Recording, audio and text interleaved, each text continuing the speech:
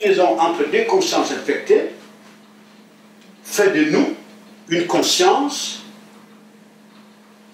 l'émanation de la même conscience, c'est-à-dire celle à laquelle les parents sont dépendants. Et donc, il dit ce qui est de l'humain, ce qui sort de l'humain, ce qui émane de l'humain est humain. Ça veut dire que c'est de la même nature que lui. Et hier, nous parlions justement de Jean-Baptiste, la question qui était posée, est-ce que Jean-Baptiste avait été déconstruit? Jean-Baptiste, tel que nous le voyons bien, n'a pas eu besoin de la déconstruction. Et ce qui est assez intéressant, qui nous explique ce dont nous sommes en train de dire. Parce que vous verrez comment Jean-Baptiste est rentré dans l'univers. Les Écritures annoncent, Jean-Baptiste dit, l'enfant sera rempli de l'esprit du Créateur dès le sein de sa mère. Donc Jean-Baptiste, c'est aussi une conscience qui rentre dans l'univers. Donc on dit bien, à partir du sein maternel, cet enfant est doté des qualités suprêmes du Créateur, qui lui permettent donc de ne pas avoir une idée pervertie de lui quand il rentre dans l'univers. L'idée qu'il va se faire de lui, il attire directement du Créateur. Et qu'est-ce qui fait que Jean-Baptiste ait cet avantage? Parce que son père est sacrificateur, sa maman aussi est sacrificateur. Donc ce sont des esprits totalement consacrés. Donc on les prend par exemple, vous avez ici un esprit mâle pur, vous avez un esprit femelle pur. Donc qui ne sont pas dépendants d'ici, mais qui sont supposés dépendre du Créateur. Et ce qui sort d'eux, c'est une conscience qui est conforme. Et donc à partir de là, l'enfant est dans la conscience du royaume de son identité par rapport au Créateur. Donc c'est qui lui donne une claire lecture de l'œuvre que le Messie vient accomplir sur la terre. Vous voyez bien. Donc tout ça nous montre très clairement, tout ça nous montre en réalité le mystère de la manière dont l'homme rentre dans l'univers. Donc lorsque très souvent vous avez besoin d'un enfant, mais le Créateur a mis dans les membres le pouvoir. C'est ce pouvoir qui est mis en œuvre. Ce pouvoir, c'est-à-dire cette conscience que nous sommes. Donc vous verrez que tout être vivant qui a en lui un esprit de vie a ce pouvoir de multiplication de son espèce. Ça ne vient pas d'en haut. Ce pouvoir est dans la nature. Il l'a mis dans la nature. Donc ce qui veut dire que si ces espèces sont corrompues, ce qui émane d'elles vont être corrompus. Donc le Messie vient donc en réalité pour restaurer, pour restauration. Voilà. Et nous continuons. Je ne sais pas si vous voulez qu'à chaque étape, on laisse le temps de poser des questions, ou si vous voulez que nous continuions, et puis après, donner un moment pour les questions.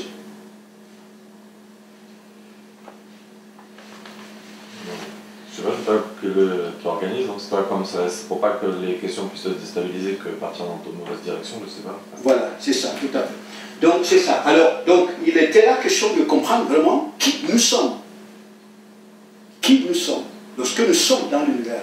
D'ailleurs, que vous allez le voir avant de passer, vous allez voir que c'est pour cette raison, puisque nous sommes des consciences directement reliées à cette conscience rebelle.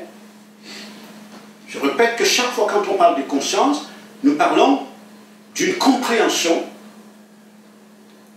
qui nous habite, une certaine idée que l'on s'est fait de soi, mais qui est contraire au Créateur. Conscience, c'est une intelligence. Mais dans le cas dont nous parlons, c'est une intelligence fausse. Tout l'univers est régi par une intelligence. Et le problème, c'est que cette intelligence est fausse. Ce n'est pas l'intelligence, ce n'est pas le Créateur. Bon, et puis on parle de, lorsque vous suivez très très bien l'actualité, on parle de divers types d'intelligence, mais qui en réalité est la même. On parle par exemple d'intelligence politique, on parle d'intelligence sociale, on parle de l'intelligence scientifique, on parle de l'intelligence à tous les niveaux, mais dans le fond c'est le même esprit. Voyez. Et donc ça fait que lorsque les humains qui sont ici donc ne fonctionnent que sur la base de cette intelligence, c'est-à-dire le système de pensée est dépendant de cette intelligence.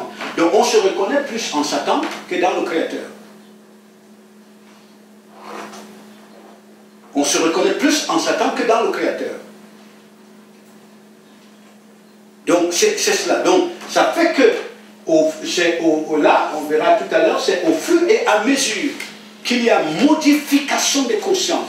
C'est-à-dire que cette fausse compréhension, cette fausse intelligence est détruite au profit de la compréhension que le Créateur nous donne de nous, c'est-à-dire à partir de lui dans le Messie. À partir de ce moment-là, on ne se reconnaît plus dans cette conscience, on se reconnaît dans le Créateur. Il y a donc cette force qui amène à sortir de celle-ci pour retourner vers le Créateur. Donc, c'est de cette manière-là que tout humain rentre dans l'univers. Et puis, pour terminer par rapport à la question de hier, c'est que nous parlions de Jean-Baptiste, lorsque le Messie dit que parmi tous ceux qui sont nés de femmes, c'est-à-dire ceux qui sont rentrés dans l'univers par le processus que nous venons d'expliquer, aucun n'est plus grand que Jean le Baptiste. Parmi toutes les consciences qui sont rentrées dans l'univers, consciences enveloppées dans le corps, il dit aucun n'est plus grand que Jean-Baptiste, mais le plus petit dans le royaume est plus grand que Jean-Baptiste. Donc cela nous ramène dans les racines de Jean-Baptiste. Nous avons dit son père sacrificateur, donc quelqu'un dont la vision de lui, la vision de l'univers, de manière prophétique, découlait du Créateur. Et de la même manière que son épouse. Donc on voit bien que cette conscience qui émane d'eux vient, il faut la voir à partir de la racine même de leur dépendance, du Créateur. Et c'est pour ça qu'on voit à l'âge de 10 ans, on dit bien, l'enfant est à un niveau de conscience très poussé de son identité, bien sûr, par rapport à sa vocation, et puis il se retire du peuple. Il va dans le désert. On dit l'enfant se développait en intelligence, se développait en esprit et en sagesse. C'est-à-dire qu'en fait, il grandit dans l'idée qu'il se fait de lui, dans l'idée de l'homme qui vient du Créateur. Il grandit. Donc il grandit dans la compréhension de qui est le Messie et l'identité dans laquelle le Messie vient ramener non seulement Israël, mais la terre entière. Parce que le Messie est l'accomplissement même de l'identité de l'homme. Donc on voit comme cet enfant, cette conscience n'est pas dépendante de cette conscience qui construit l'univers. Il se développe en lui les caractéristiques du Créateur, dont la force suprême. Donc de telle manière que, malgré le fait que l'ensemble de l'univers dégage des ondes négatives, la conscience qui est dans l'enfant est supérieure à celle qui peut lui donner le pouvoir d'être fidèle et de marcher. Et facilement, il identifiera donc son Messie. Voilà, donc nous rentrons, nous allons donc expliquer un tout petit peu donc, à partir du Messie comment, maintenant, quand on parle donc de la nouvelle naissance, j'aime bien dans certaines traductions, la nouvelle naissance est décrite, ce qui est appelé nouvelle naissance, est décrite comme la naissance naître, la naissance d'en haut. Ça veut dire qu'il faut sortir de cette conscience qui obscurcit toute l'intelligence des humains, l'esprit des hommes. Il faut sortir de cette conscience pour entrer dans la conscience créatrice, qui est vraiment la conscience primaire, le principe de toute la création. Donc il faut sortir d'ici pour entrer. Ce qui est réel, c'est que c'est la conscience créatrice, dont les caractéristiques, le Créateur qui vient pénétrer notre esprit. Donc, par cette pénétration, dont on transfère des qualités qui constituent sa personnalité, qualités qui constituent cette personnalité. Lorsque l'esprit humain, ici, en est bénéficiaire, c'est là où il commence à sortir la dépendance vis-à-vis de cette fausse conscience. Il retourne vers le Créateur. Donc, vous imaginez donc bien que lorsque le Créateur confère ses caractéristiques à l'esprit humain, donc ce qu'il confère à l'esprit humain, c'est sa position. On peut dire c'est une délégation de pouvoir. Donc il te fait rentrer dans sa sphère. Hein? Il te sort de la sphère dans laquelle tu es, il te fait rentrer dans sa sphère. Donc à partir de ce moment-là, il te donne sa vision de toi, de l'homme, de l'univers, de la création. À partir de ce moment-là, tu ne fonctionnes plus à partir de cette intelligence-ci. Donc on parlait donc de la naissance nouvelle. Donc c'est là qu'intervient la venue du Messie dans l'univers. Donc vous comprenez donc bien qu'avant que le Messie ne vienne, nous avons dit au départ, quand on parle du Messie, on parle bien de la fonction visible des caractéristiques qui constituent la personnalité du Créateur, caractéristiques suprêmes. Quand on parle des dons de l'esprit du Créateur, on dit bien la faveur que le Créateur fait à l'esprit humain d'être bénéficiaire de ses qualités. N'est-ce pas? Les dons de l'esprit. Donc, il confère à l'esprit humain ses qualités. Donc, par le fait que l'esprit humain rentre dans les qualités du Créateur, dans le Messie, cet esprit s'élève au-dessus de ce niveau et de ce niveau. Donc, il n'est plus dépendant de la lecture des choses par celui-ci. Parce que les qualités, donc, cet esprit est bénéficiaire, sont celles qui ont été mises en œuvre pour appeler à l'existence la première sphère, les premières créatures, ces créatures-ci et notre univers. Donc, vous avez affaire ici à une force redoutable, dans laquelle l'esprit humain rentre. Donc, or, il faut qu'il y ait le Messie qui vienne, parce que le Messie vient justement, on dit bien c'est la fonction visible de ces caractéristiques dont l'esprit doit être bénéficiaire. C'est pour ça que notre esprit, l'esprit humain, qui est si limité par rapport à celui-ci, si il ne rentre pas en collaboration avec ces caractéristiques du Créateur dans le Messie, au point que ce ne soit plus lui qui fonctionne, mais ces caractéristiques dans le Messie, il ne peut pas sortir de lui vis-à-vis de cette sphère spirituelle. Vous voyez bien. Donc c'est pour ça que le Messie dit, si je n'étais pas venu, Elohim ne condamnerait personne. De toute façon, esprit humain limité n'avait de lui-même aucun pouvoir de prendre le dessus sur ces créatures spirituelles redoutables. Donc n'oublions pas que lorsqu'on parle de Satan, on parle bien de la hiérarchie de la création. On dit la première hiérarchie. Tu mettais le sceau de la perfection. Quand on décrit ses qualités, ses caractéristiques dans Ézéchiel, il dit tu étais parfait en beauté. Ton identité, tu étais couvert d'émeraudes. C'est-à-dire toutes sortes de pierres précieuses, en tout cas. C'est un langage symbolique. Par ailleurs, il lui a dit que tu étais le sceau de la perfection. Le sceau de la perfection. Ça veut dire qu'en réalité, la puissance, la grandeur du Créateur se révèle dans son ouvrage. Donc Satan est l'une de ces créatures qui met en évidence la puissance, la perfection du Créateur. Vous voyez? C'est-à-dire, par exemple, qu'il imaginait un architecte qui, on dit en France, il y a de l'architecture. Et qu'à un moment donné, il y a un architecte A qui arrive à réaliser un édifice architectural de telle manière que quand on sensibilise tous les édifices réalisés en France, aucun n'arrive à la beauté d'un tel artifice. D'un tel édifice, je veux dire. C'est-à-dire, on peut dire que cet édifice, c'est le sceau de la perfection. Vous voyez, le sceau de la perfection, ça veut dire qu'on n'en trouve pas dans le monde. En France, dans le monde, on n'en trouve pas de si beau. Vous voyez, donc, il est le sceau de la perfection. Et maintenant, en tant que créature, maintenant, c'est que le Créateur confère à l'esprit de l'homme dans le Messie la haute naissance. C'est-à-dire, il confère à l'esprit de l'homme les qualités qui constituent sa personnalité. Lui, le Créateur. Donc, c'est une délégation de pouvoir. C'est ça qu'on appelle naître de nouveau. C'est-à-dire sortir de cette conscience qui nous subordonne à celui-ci pour entrer dans la conscience créatrice. Donc, fonctionner à partir des caractéristiques du Créateur. Parce que lorsque l'esprit humain est dépendant de cette conscience, la différence au niveau humain, et c'est même ce qui explique les inégalités, même au niveau social, même au niveau des humains, c'est qu'en réalité, il y en a qui sont dépositaires, parce que ici, ces créatures spirituelles, ces entités spirituelles, ce sont des forces, ce sont des puissances. On dit bien ce sont des intelligents, même si ce sont des exemples pervertis. Mais quelqu'un qui est dépositaire de manière consciente de leur qualité, c'est une force exceptionnelle dans l'univers. Vous voyez bien? C'est une force supérieure à quelqu'un qui est ici, il est dépendant, mais inconsciemment. Ça veut dire qu'il ne bénéficie pas des mêmes caractéristiques de cette force spirituelle que celui qui en bénéficie de manière consciente. C'est pour ça qu'il y en a qui se donnent, ils donnent la position, c'est-à-dire c'est eux qui expliquent aux autres qu'est-ce qu'est l'homme. Vous voyez bien? Voilà, donc on est totalement dépendant d'eux. Quand il y a des événements qu'on ne comprend pas, on dit, ben, on écoute les scientifiques, vont nous donner l'explication. Vous voyez? Donc, quand on veut penser le progrès social, on dit on écoute les gens. Donc ça veut dire qu'on reconnaît qu'en ces individus sont dépositaires des qualités exceptionnelles que nous n'avons pas. Donc nous nous remettons à eux pour nous expliquer qui nous sommes. Quel est notre univers? À quand la fin des temps? C'est quoi le progrès? Vous voyez? Donc ces individus, ces qualités viennent d'où? Viennent d'ici.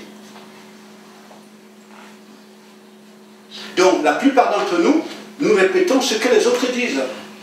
Et les autres répètent aussi ce qu'il leur est dit ici. Donc, si celui-ci leur ment, ça veut dire que ce qu'ils comprennent, tout ce qu'ils comprennent est faux. Et c'est justement ce qui se passe. Donc le Messie dont on dit bien quand on rentre dans c'est qu'il fait la supériorité du Messie sur la sphère matérielle, sur la sphère spirituelle, faisant partie de l'univers, et même sur toutes les créatures qui font partie du royaume de son Père, c'est que le Messie est la fonction visible des caractéristiques du Créateur.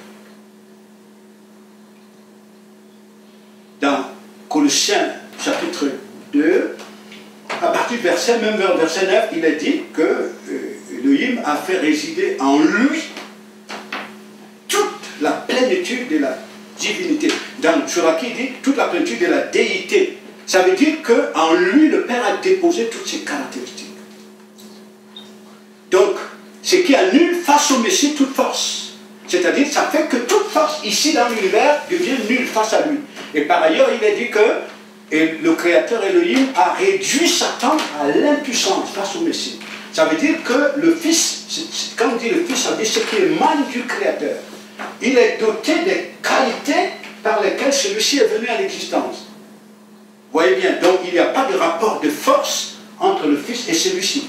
Parce que celui-ci vient à l'existence par les qualités du Créateur dont le Fils est la fonction visible. Ce sont ces qualités que le Créateur donne à l'esprit de l'homme. C'est ce qu'on appelle naître d'en haut. C'est-à-dire, l'esprit doit entrer dans ces qualités. Ces qualités doivent constituer sa structure identitaire.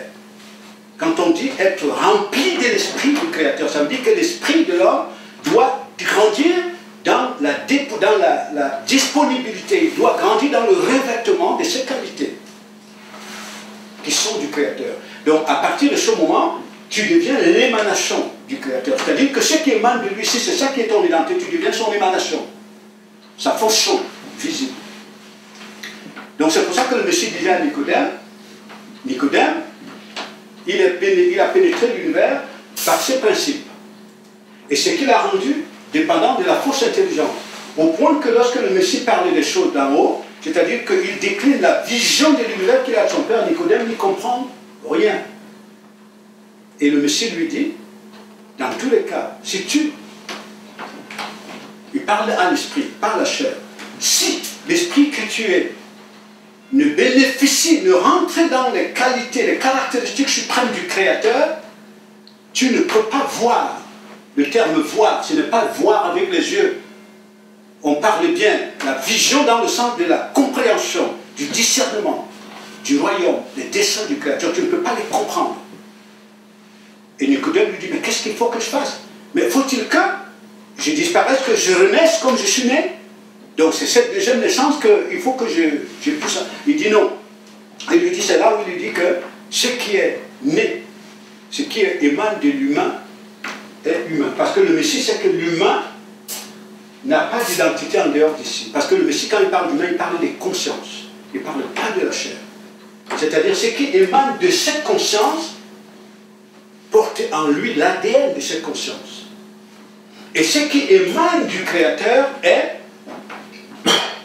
porte en lui ses caractéristiques. Il dit ce qui est né de Dieu est Dieu, c'est-à-dire émane de lui. Ce qui est né de l'esprit est esprit. Ce qui émane de l'esprit est esprit. Et c'est donc à partir de ce moment-là, comme nous le disons ici ces jours-ci, à partir de ce moment-là où l'esprit progressivement est dépositaire des caractéristiques du Créateur dans le Messie, tu rentres dans la sphère du Messie. Tu es dans l'univers, et comme l'univers, dans l'ensemble de l'univers, c'est-à-dire que cette sphère-ci et celle-ci est totalement régie par le Créateur, tu comprends son langage à travers le mouvement de la création. Donc ça devient le signe tangible de la naissance d'en haut. D'autres traductions parlent de la haute naissance. Naître du Créateur. Voyez, c'est cela.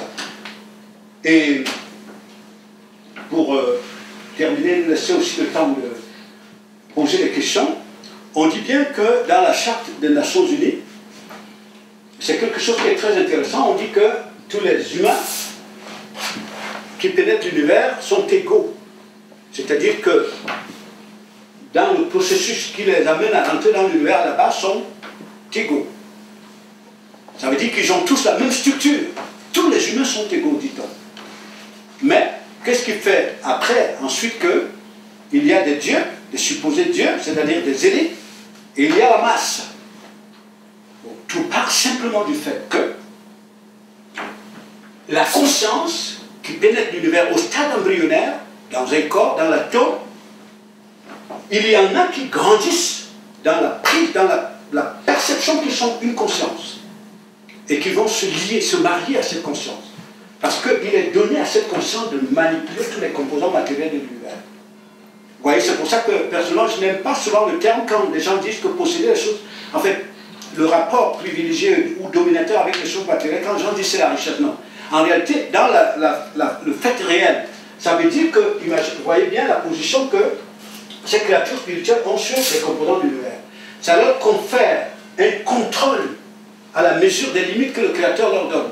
Un contrôle absolu sur l'ensemble des composants de l'univers. Un contrôle absolu. Donc ce qui veut dire que plus vous sortez de la sphère matérielle pour épouser de manière consciente leur identité, vous êtes l'information visible du contrôle qu'il exerce sur les éléments matériels. Parce que quand on parle des ressources de la nature, on ne se limite pas aux seuls composants matériels. Ressources de la nature, quand on parle bien, parce qu'on dit bien que, on dit à l'ONU que ce sont ceux-là qui contrôlent les ressources de la nature, qui gouvernent. Mais pour contrôler la ressource de la nature, il faut sortir de la nature, il faut fusionner avec cette force spirituelle. Donc ça veut dire que vous commencez à faire usage des ressources de la nature pour directionner les consciences. Vous voyez très bien. Donc en réalité, le contrôle des ressources, ce n'est pas une richesse. C'est un instrument qui permet de directionner les consciences. D'imposer une orientation aux consciences. C'est pour ça que lorsque le Messie est ici, puisque le Messie n'est pas dépendant de cette conscience, il est la fonction visible de la conscience créatrice, c'est lui plutôt qui directionne et les composants spirituels du monde et les composants matériels. Personne ne peut s'en servir pour directionner ses pas. Je ne sais pas si nous nous comprenons, hein? Et ça c'est vraiment important et par rapport à rentrer dans la structure du Messie. Donc, il le dit donc comme ça, il dit tous les hommes naissent égaux. Parce qu'à la base c'est vrai. C'est-à-dire que ceux qui sont regardés comme étant les sommités intelligentielles du monde et ceux qui sont regardés comme le bétail, à la base, le processus de l'entrée dans l'univers est le même. Mais d'où vient après les différences? Mais les différences viennent que certains sont restés au niveau embryonnaire de la conscience, ils ont une conscience en eux, mais cette conscience ne leur rend capable que de se soucier du manger, se soucier de leur réalisation au niveau matériel, se soucier des factures, vous voyez très bien. Donc ils sont enfermés à cela. Mais les autres vont au-delà de ça, ils se soucient de leur fusion avec cette conscience pour contrôler, pour participer au règne de cette force spirituelle. C'est de là que vient toute la différence. Et c'est là encore que j'aime cette citation de Sarkozy qui disait bien que quand on lui demande que mais c'est quoi ton plus grand défaut? Il dit mon plus grand défaut c'est l'énergie. Je ne sais pas d'ailleurs si c'est un défaut, disait-il. C'est l'énergie. Parce que l'énergie, réplique-t-il au journaliste, c'est la base des inégalités entre les humains et les nations. Quand il parle d'énergie, il parle bien de cette conscience. Il ne parle pas de l'agitation stérile. Hein. Pourquoi c'est un défaut pour lui? Voilà. Que c'est un défaut. Hein? Non, en fait, c'était une façon de dire. C'est une façon, je ne peux pas rentrer dans sa compréhension quand il le dit, mais en fait, quand toi tu comprends, il dit l'énergie, tu crois que c'est cette énergie qui amène quelqu'un à s'agiter quotidiennement? Non. Il parle bien de cette énergie, parce que c'est ça le principe du pouvoir. C'est cette énergie qui impose à tous les composants matériels qui lui sont subordonnés la rébellion contre le Créateur. Donc, cette énergie, c'est une compréhension, c'est une conscience, c'est une intelligence qui est fausse. C'est elle qui dirige le monde. La plupart d'entre nous pensons à partir de cette énergie. L'idée que nous faisons de nous vient de cette conscience. On est la fonction visible. Donc la deuxième naissance, que le Messie rend possible. Parce que si le Messie ne vient pas, lui, dépositaire des caractéristiques du Créateur, aucun esprit humain ne peut sortir des qualités exceptionnelles que disposent ces anges dessus. Aucun. Vous voyez bien. Aucun. Et cela nous donne donc de comprendre que le Messie ne vient pas nous dispenser de la voie qu'il a suivie, mais il vient plutôt nous donner des ressources en lui, des qualités nécessaires pour que nous sortions de notre incapacité, de nos limites, qui sont accentuées par le fait que nous nous définissons à partir de la fausse compréhension qui apprivoise notre esprit dans les limites. Donc le Messie vient arracher notre esprit de ses limites en nous donnant la vraie lecture de nous par lui, au travers de lui. Donc une vraie lecture de lui au travers de nous, au travers de lui. Donc c'est pour ça qu'il est dit que en lui le Père a tout pourvu, tout. Donc Dieu a fait résider dans le Messie tous les mystères de la science de l'intelligence. Donc on dit bien tous ces caractéristiques. N'est-ce pas? Et puis par ailleurs, il a fait résider en lui toute la plénitude de la divinité. Donc toute la plénitude de ses caractéristiques. Et il lui a donné, Jean-Baptiste dit, il lui a donné l'esprit sans mesure. Ça veut dire qu'il l'a doté de ses caractéristiques sans limite. Pour nous, passe pour lui seulement. Donc, dès le moment que nous sortons de la fausse idée de nous, nous rentrons dans la vraie idée de nous par le Messie, nous sortons de la faiblesse pour entrer dans la force. Vous voyez très bien. Et donc, plus nous nous découvrons en lui, non plus que nous pensons notre idée hors de lui, mais plus nous découvrons en lui, plus nous réalisons que nous sommes faits pour être supérieurs à celui-ci. Et c'est ça aussi qui provoque les fondements du pouvoir cosmique. C'est pour ça aussi qu'il est dit que les fils sont dotés de capacités qui leur permettent de précipiter la chute de la fausse intelligence. J'utilise là le propre terme, parce que dans les Écritures, il est dit, les fils du royaume, les fils de Dieu ont le pouvoir de hâter l'avènement du royaume de Dieu. Quand on dit fils, ça veut dire les esprits qui sont dotés des caractéristiques du Créateur dans le Messie. Dans le Messie, c'est la fonction visible de la force absolue. La fonction visible de l'intelligence absolue. C'est en lui que nous avons la possibilité de sortir de la naissance inférieure pour la haute naissance.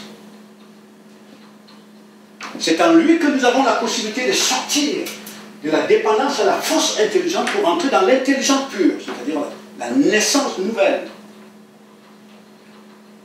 Et c'est pour ça qu'il dit que ceux qui naissent d'en haut, c'est-à-dire les esprits des humains, dépositaires des caractéristiques du Créateur en lui, ils sont comme le vent.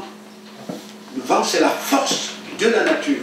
Il dit le vent souffle où il veut. Tu le vois, mais tu l'entends, mais tu ne le vois pas. Et il en est de même de ceux qui émanent du Créateur, dont les esprits dépositaires des caractéristiques du Créateur. Ça veut dire qu'il n'y a pas de force capable de les apprivoiser. Est-ce qu'il y a une force qui peut apprivoiser le vent? Y a-t-il une force capable d'apprivoiser le vent? Non. C'est l'une des principales forces de la nature. Et pourquoi? Parce que le vent, très souvent, c'est le langage des forces spirituelles. Le vent. Donc, le Messie donc de dire aux disciples, de la même manière, il parle là vraiment de lui, parce que quand le Messie vient dans l'univers, nous avons dit que cet univers, c'est un champ magnétique. C'est une énergie effroyable, dans la mesure où les forces principales de l'univers, qui sont impures, ils disposent de tous les composants de l'univers comme milices pour dicter leur orientation. Ils ne vous demandent, ils vous imposent l'orientation qu'il imposait. Donc c'est pour ça que nous avons une institution étatique globale extrêmement puissante. Parce que l'État, comme institution étatique, pardon, comme institution, je veux dire, on dit bien c'est une personne comment? Morale.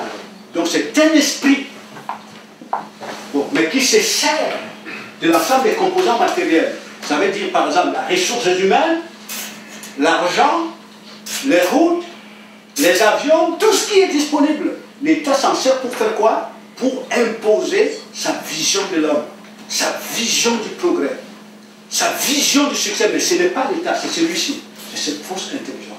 Donc nous n'avons aucun moyen, sans les capacités, les qualités qui viennent du Créateur, de pouvoir résister à cette force. C'est impossible. Ça, il faut oublier. C'est-à-dire que c'est pour ça que ce n'est pas parce que je me résume à une conception du bien et du mal au niveau moral que je peux sortir de la dépendance vis-à-vis de cette conscience. Ce n'est que de la tromperie. C'est pour ça que la conception du bien et du mal par rapport à la morale n'est qu'une tromperie. Parce que dans le fond, l'idée même que je me fais du bien vient de cette conscience. Ma conception même du mal vient de cette conscience. Donc ce qui fait que le bien même qui émane du Créateur devient mal. Et le mal devient bien. Donc ça veut dire que même la conception morale du bien et du mal est renversée. Donc vous comprenez donc combien le Messie dit bien à Nicodème, si tu n'es né d'en haut, tu ne peux sortir de cette conscience.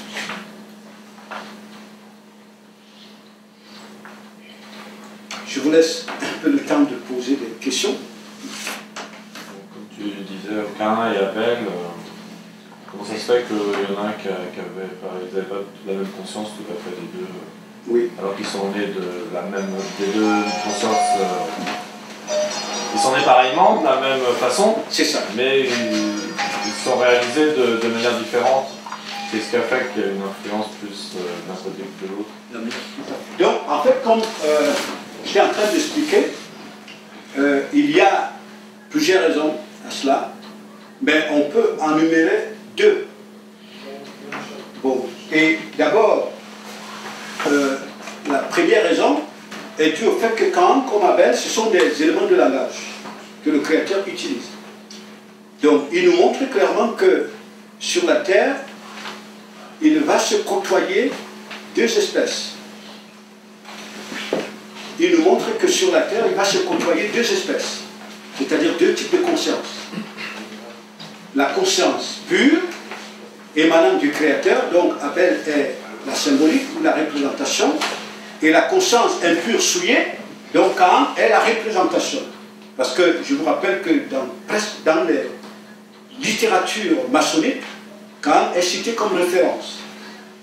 Le bâtisseur de vie, la structure urbaine, la philosophie industrielle, l'organisation du monde social que nous connaissons aujourd'hui, Caïn en est le patriarche. Il est le patriarche de cela. Voilà. Et donc, le hymne lui signale d'ailleurs, il dit le péché se couche devant ta porte, il veut se servir de toi. Il parle de Satan, c'est-à-dire cette fausse intelligence. Elle veut s'appuyer sur toi pour pervertir tout.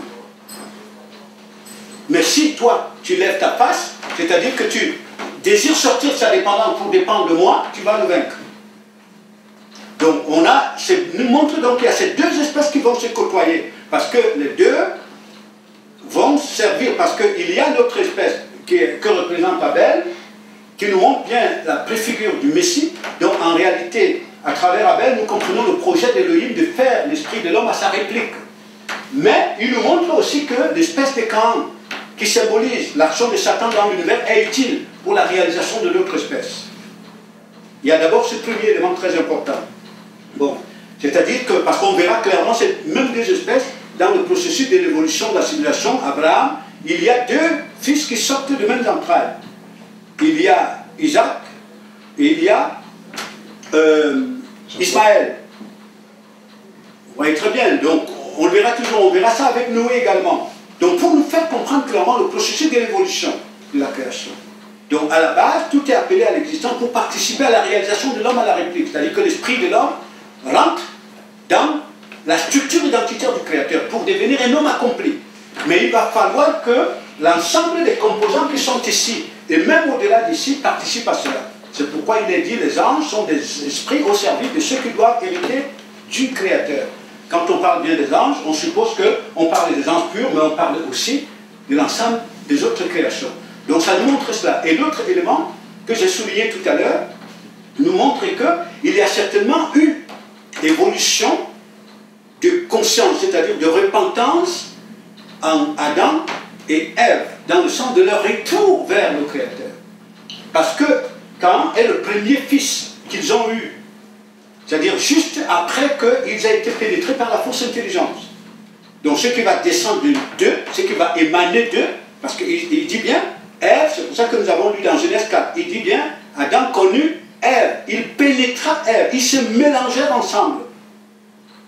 Et puis, il sortit de là, quand donc normalement, cette conscience souillée qu'ils sont, qui n'est pas influencée totalement par cette fausse intelligence, c'est de là que Caïn va sortir. Parce que Caïn, c'est quelqu'un qui souffre d'une crise identitaire profonde. Il s'est défini à partir des composants du monde. Caïn. Alors qu'Abel ne se définit pas à partir des composants du monde. Vous voyez très bien, c'est ça la différence de ces deux individus. Abel qui est la préfigure du Messie, s'est défini à partir du Créateur. Caïn s'est défini à partir des composants du monde. Ça peut être le produit du sol, mais au-delà de ça, l'intelligence aussi qui est derrière lui. Parce que pour que Caïn soit capable de transformer la matière pour faire des villes, il fallait bien qu'il soit doté d'un niveau de conscience très poussé, de cette sphère-ci. Parce que c'est cette sphère-ci qui transforme la matière, ce n'est pas l'humain. C'est cette sphère. Et vous verrez qu'on dit bien que Caïn, la postérité de Caïn est à l'origine de la transformation de la matière. Les premiers grands musiciens dans l'univers sont la postérité de Caïn. C'est pour ça que les maçons se réclament de la postérité caïnique des maçons.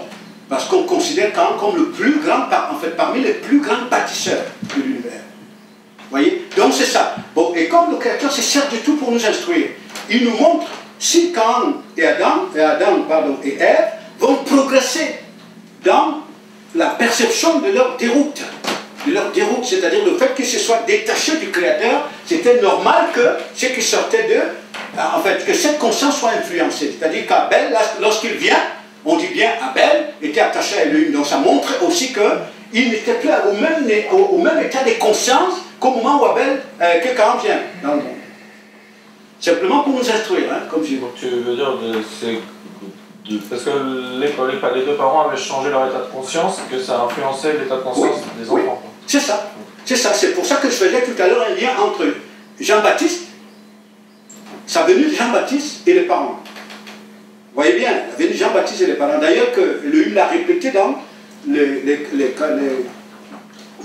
paroles qu'il donne, les commandements, la Torah. Il dit à Israël que je maudis les enfants de ceux qui me haïssent, de la première jusqu'à la 4e génération. C'est-à-dire que ceux qui haïssent Elohim sont dépendants de cette conscience.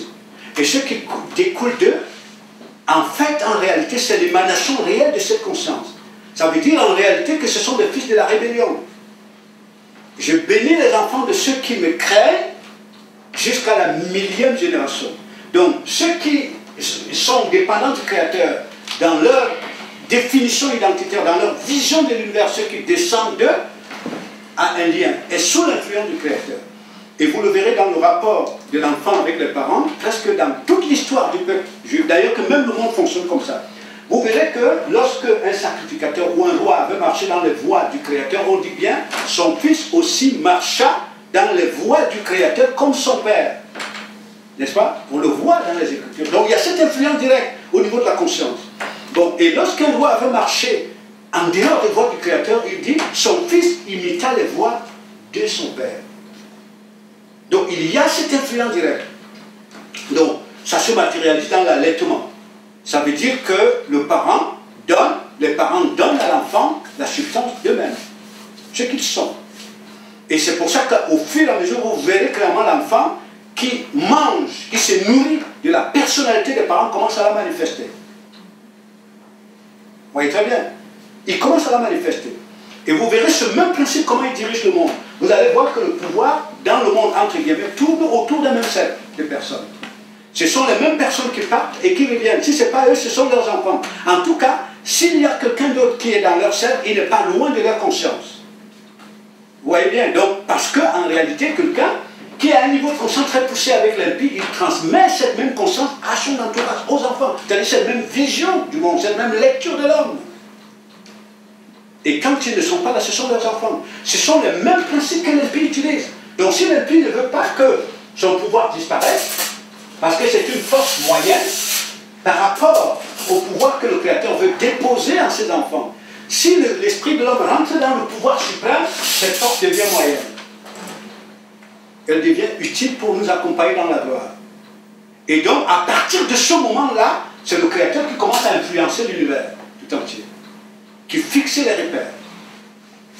Donc, c'est là qu'il faut aller chercher la rébellion qui allait de père en fils. Et l'obéissance aussi qui allait de père en fils. Rappelez-vous de ce que l'apôtre Paul dit à Timothée. Il dit, depuis ton enfance, tu as été instruit dans la connaissance des voies d'Elohim dans la Torah, par tes parents. Et d'ailleurs, Elohim le rappelle à Israël, instruit, il dit, communique à l'enfant la Torah que je te donne, communique-la à l'enfant, parce que la Torah, quand on parle de la Torah, on parle bien de la structure identitaire du Créateur qui confère à son peuple. Il dit, communique à l'enfant ses repères. de peur que, devenu grand, qu'il ne sorte de la bonne voie. Vous voyez, c'est ça. Ça nous donne de comprendre les racines du monde, les racines de la rébellion. C'est aussi pour ça que, savamment, cette conscience universelle, que le principe de l'intelligence des nations, c'est elle qui a pensé l'éducation. C'est-à-dire le mécanisme qui canalise toute conscience qui rentre dans l'univers au stade embryonnaire. Il faudrait bien qu'elle soit connectée ici. Et on dit bien à l'ONU que l'éducation, c'est un moyen par lequel on construit la relation entre l'humanité et la hiérarchie spirituelle, c'est-à-dire les démons. Donc, lorsque le Père fait grâce, que nous sortons de cette fausse conscience qui obscurcit notre intelligence, qui obscurcit notre champ de vision, qui étouffe nos capacités d'analyse, la force intelligentielle que le Créateur veut nous donner, quand nous sortons de là, nous n'avons plus de limites vis-à-vis d'aucune créature. Les seules limites, c'est vis-à-vis du Créateur, parce que c'est de lui que nous tirons la force, n'est-ce pas? C'est comme ça. Je disais aux gens dernièrement, n'est-ce pas, qu'il faut que nous sortions de l'aberration qu'il y a un maître qui nous révèle qui nous sommes. Que nous sortions de l'aberration qu'il y a des scientifiques qui nous donnent qu'est-ce qu'est l'univers. L'univers est composé de 10 000 planètes. Parce qu'eux-mêmes, s'ils sont instruits par le mensonge, un jour, et très bientôt, leur cosmologie va s'effondrer.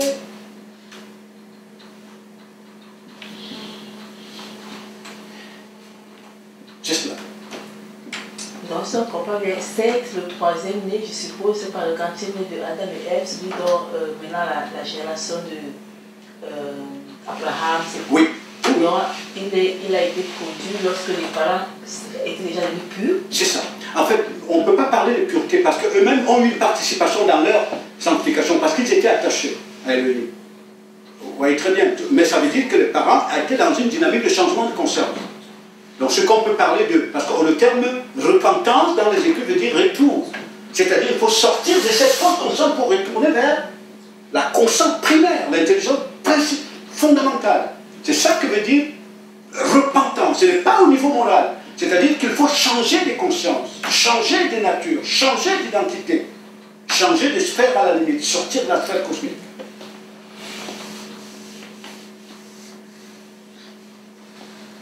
Dans notre version, c'est dit que quand le Créateur allait au jardin de l'Éden et que les deux se cachent, elle dit, Satan m'a épousé. Oui, c'est ça. Donc, est-ce que Caïn n'est pas le produit de ce mariage? Oui, mais c'est ce qu'on dit. Mais c'est justement ce que je suis en train de dire. Justement, je dis que Caïn est l'émanation de ce mariage. Caïn, il est l'émanation de ce mariage. Si vous voulez voir, c'est-à-dire la perversion, notre perversion vient des racines de nos parents. Et la perversion de nos enfants vient de nos propres racines avec cette conscience souillée. Oui.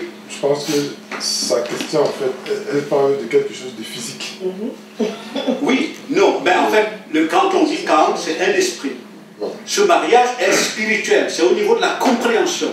Parce que ce qui est souvent utilisé physiquement, c'est la symbolique. Hein? Parce que pour le Créateur, et Satan lui-même d'ailleurs, l'homme est esprit. Il le pénètre par l'esprit. Il vient nous coucher au niveau de l'esprit, pas physiquement. Même si on le voit dans les rêves, c'est simplement des images qui nous montrent la réalité spirituelle dans laquelle on est. Parce que l'esprit de l'homme, qui est présenté dans les Écritures comme étant l'épouse d'Élohim, c'est-à-dire c'est le réceptacle de la substance du Créateur, des caractéristiques du Créateur. Parce que lorsque une femme reçoit la substance du mari, n'est-ce pas, elle reçoit ce qu'est son mari, la conscience. Si vous voulez, c'est un échange de conscience, c'est deux consciences qui s'accouplent. Mais nous, on se renferme dans le physique. Mais l'accouplement, c'est spirituel. Donc c'est pour ça qu'Adam le dit bien, comme tu dis, il dit à Elohim, Satan m'a épousé, il m'a pénétré, il m'a donné sa substance, parce que ce que Satan propose à l'homme, c'est sa vision des choses. La fausse intelligence. Donc l'humanité fonctionne à partir de cette vision. C'est cette vision qui est la force de l'égarement. La puissance de l'égarement, c'est cette compréhension. La puissance de l'égarement. Parce que la compréhension, la pensée, nous le disons ici, c'est une puissance. La pensée, c'est une puissance inouïe. Damien, quand tu venais ici ce matin, c'est par la puissance de la pensée que tu accélérais pour venir ici. Si tu ne penses plus, tu n'es plus capable. d'accélérer et la voiture ne peut plus être propulsée. N'est-ce pas? Voilà. Donc, important de nous comprendre. Donc, c'est au niveau de la pensée qu'il nous pénètre. C'est-à-dire que lui, ici, il nous communique sa substance, sa personnalité. Parce que la pensée, c'est ce que vous êtes. Le Messie dit, c'est de la bouche, c'est de l'abondance de l'être que la bouche parle. Donc lorsque Satan nous fait penser par lui, il nous communique ses caractéristiques, sa personnalité. Non seulement on pense par lui, mais ça s'exprime. C'est-à-dire ça, c'est ça la structure de l'identité, des caractéristiques. C'est ça qu'on peut voir s'exprimer par les jalousies, les rivalités, la haine, comme il est dit dans Galates, les fruits de la chair. Quand on parle des fruits de la chair, on parle des caractéristiques de Satan qui se manifestent dans le corps. Vous voyez bien, le dérèglement, la haine de la vérité, la méfiance vis-à-vis du Créateur, c'est ça les caractéristiques de Satan. Oui. Mais justement, pour en sortir, il faut, parce que par rapport, comme on dit que Jésus, on est sauvé, on sort de là par la foi, mais néanmoins, il faut quand même suivre les commandements de la Torah, et c'est en étant fidèle aux commandements, à la volonté de Dieu, qu'on peut se rapprocher de lui et qu'il vient nous donner la force de le faire, parce qu'on a l'impression qu'on n'a pas la force de le faire. C'est ça. Justement. Mais il faut quand même néanmoins rentrer dans l'obéissance pour que la force vienne sur nous, ou est-ce que juste par la foi la force vient sur nous? Mais je sais pas si oui, je comprends très bien. Mais le problème c'est que c'est d'arriver à clarifier le contenu des termes qu'on utilise la foi. Par exemple, c'est quoi la foi? C'est ça qu'il faut arriver à comprendre. Bon, parce que en fait, on est dépendant de la fausse intelligence par la foi, par adhésion. Parce qu'on y adhère. C'est pas, vous comprenez bien? On y adhère.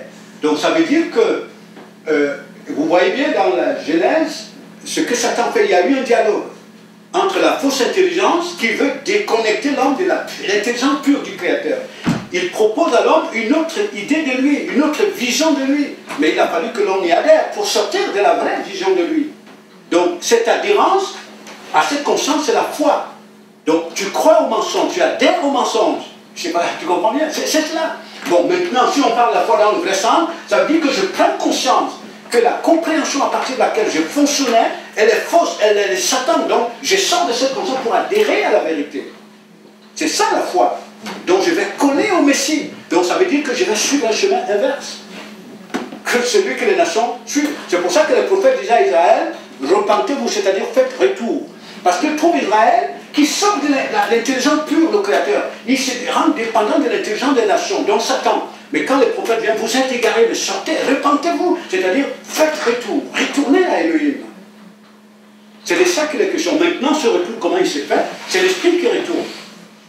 Parce que, je vous rappelle, vous le savez certainement, lorsque l'esprit est dépendant, notre esprit, c'est-à-dire, il fonctionne à partir des caractéristiques, même les moindres, que Satan lui confère, le corps est dépendant de l'esprit. N'est-ce pas? Le corps ne peut pas suivre une direction autre que celle de la dépendance de l'esprit. Parce que le corps est normalement au service de l'esprit. Bon, mais lorsque l'esprit sort de la dépendance vis-à-vis de Satan, retourne à Elohim, le corps ne peut pas suivre une direction inverse. Oui.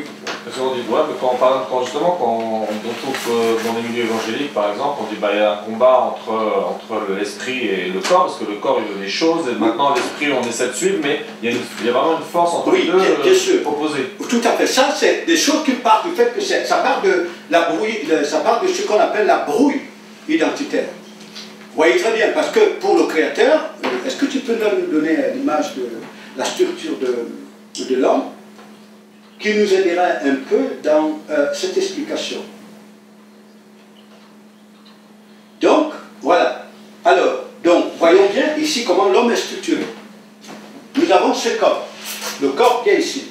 Il est fait à partir de l'atome, la poussière de la terre. Donc, ce corps séparé de l'homme intérieur. L'esprit, siège de l'intelligence, donc il doit être dépositaire des caractéristiques du Créateur, pour pouvoir les manifester dans le corps au travers de l'âme. Donc, si tu enlèves cet homme intérieur, qui est... Ouais, si tu peux bien définir l'esprit et l'âme, parce que c'est pas très clair. Oui, je vais le définir tout à l'heure. Si tu enlèves cette partie intérieure, le corps n'est pas capable de penser, il est inerte. Donc, au final, l'homme, ce n'est pas celui-ci, c'est celui-ci. L'homme, c'est l'enveloppe Celui-ci, c'est l'enveloppe, n'est-ce pas? Et à un moment, celui-ci va désintégrer l'enveloppe. Et le projet du Créateur, c'est pour celui-ci, non celui-ci. Celui-ci est tiré de la poussière, il doit y rentrer. Tu ne peux pas changer son destin. C'est celui-là qui est sorti du Créateur et qui est destiné à revêtir les qualités du Créateur dans le Messie. C'est lui qui est l'héritier du Créateur. Maintenant, lorsque l'esprit est coupé de l'intelligence pure, il entre dans la dépendance vis-à-vis de Satan. C'est Satan qui impose à l'esprit une fausse vision de l'homme à partir du corps. C'est-à-dire qu'il lui trompe qu'il est corps, il n'est que chair. Donc à partir de ce moment-là, les désirs du corps dans l'âme sont inspirés par Satan. Donc ça fait que l'esprit devient au service du corps. Donc c'est là. Tu vois très bien, c'est là où on dit l'esprit a des désirs, la chair a des désirs contre l'esprit. Et l'esprit en a des désirs, en a des contraires à l'esprit, à la chair, pardon. Donc les désirs de l'esprit s'inspirent du Créateur. L'esprit ne peut pas de lui-même s'opposer au Créateur s'il n'est pas subordonné à son prédateur.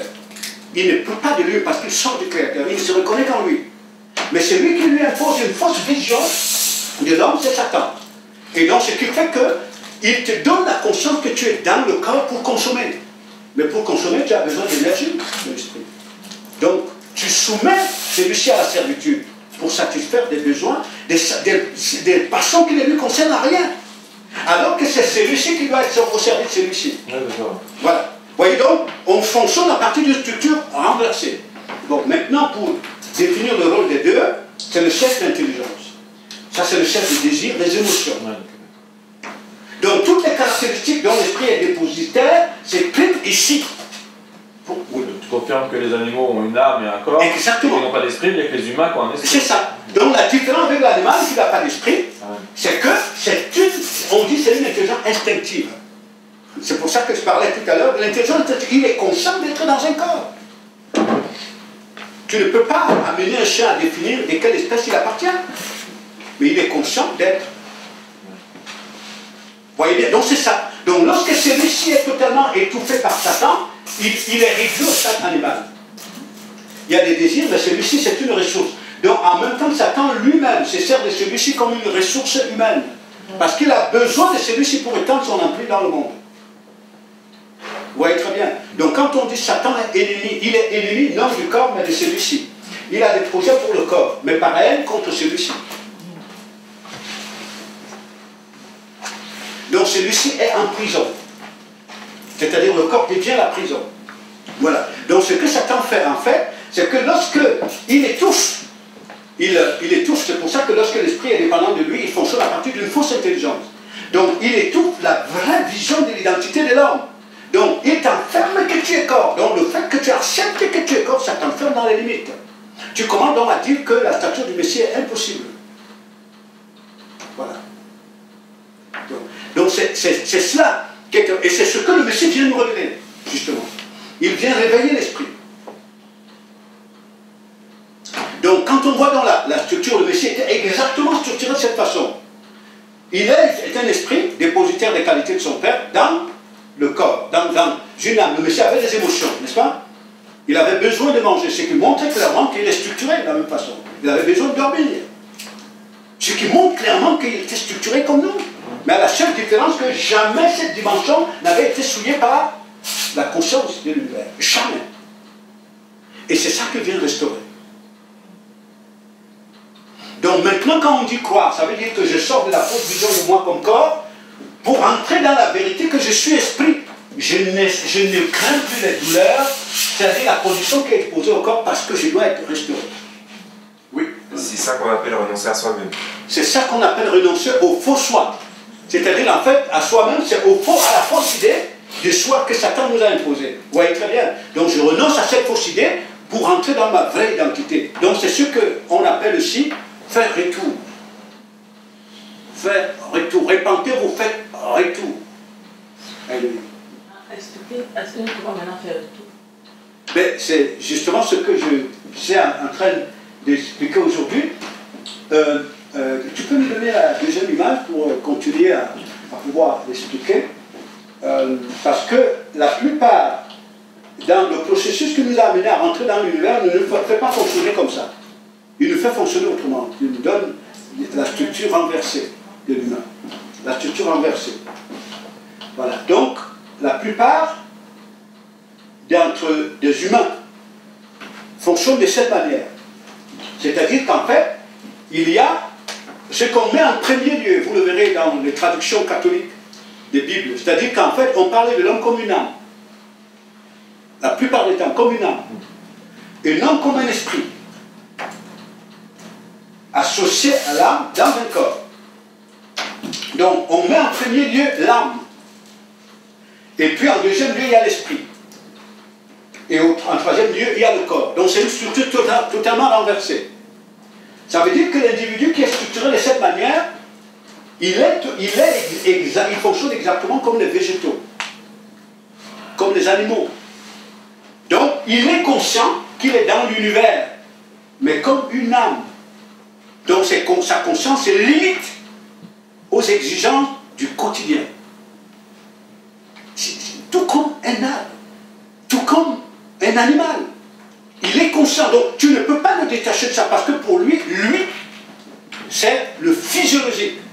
Et donc, sa survie dépend, entre guillemets, du confort qu'il doit apporter au physiologique.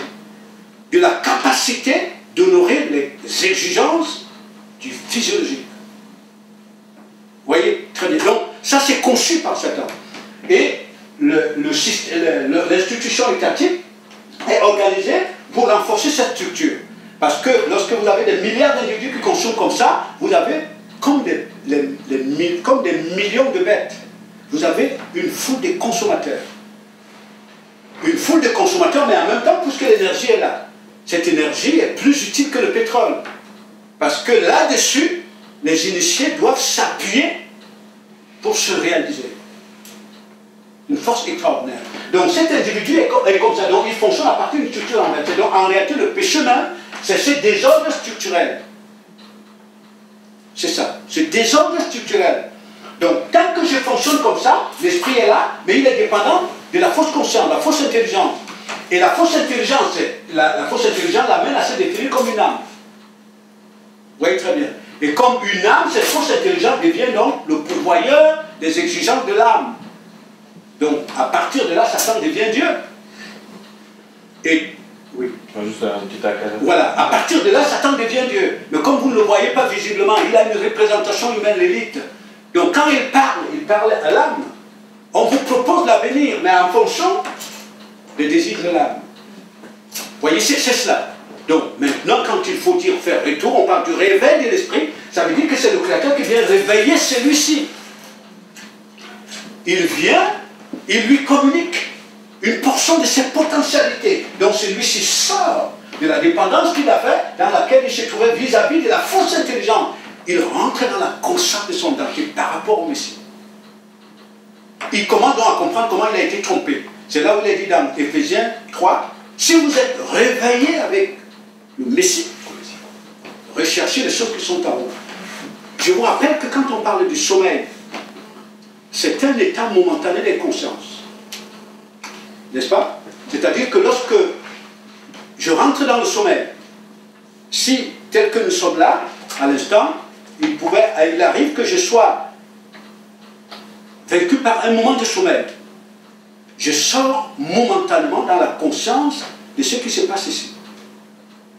N'est-ce pas? Je deviens inconscient. Donc, si je me réveille, ça veut dire que je rentre dans la conscience de mon existence en ce lieu. Tout ce qui est là commence à me concerner. Donc quand on parle du sommeil de l'esprit, ça veut dire que celui-ci est plongé, il lui est imposé une conscience totale de ses potentialités dans le Messie. Et ça ne le préoccupe pas. Il n'est préoccupé que par les passions de l'âme. Le réveil, ça veut dire rentrer dans l'état de conscience de ton identité, dans le Messie. Donc ça veut dire que tu as reçu un transfert des qualités du Créateur, qui te sortent de l'inconscient, et il dit rechercher dans les choses qui sont en haut, là où le Messie est assis à la droite d'Élohim le Père. C'est-à-dire que l'Esprit revêt dans les mêmes qualités dans le Messie, épouser l'identité du Messie, n'est-ce pas? C'est ça.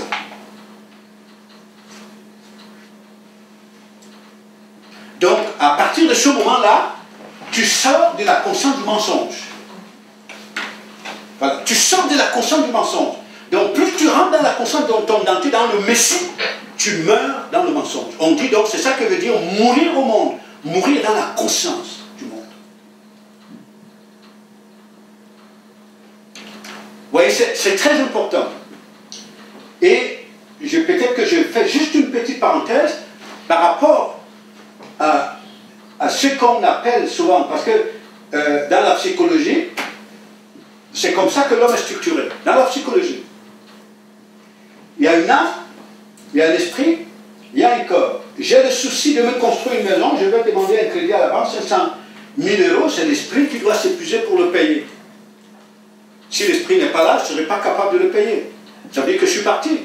Donc pour moi, l'esprit n'est utile que parce que c'est une ressource qui m'aide à satisfaire mes passions. C'est ça la méchanceté. C'est-à-dire que je participe moi-même à imposer la servitude à l'esprit. Parce que je suis renfermé dans une fausse idée de moi. C'est cela. Donc en fait, Satan est le criminel parce que lui, son ennemi, c'est l'esprit. Il faut le tuer, c'est un rival. Parce que s'il se réveille, il rentre dans ses potentialités, son rival va le détruire. Donc il faut l'apprivoiser. Mais nous participons à ce crime. Il n'est pas le seul responsable. On ne s'en rend pas compte parce qu'on est dans... C'est cela.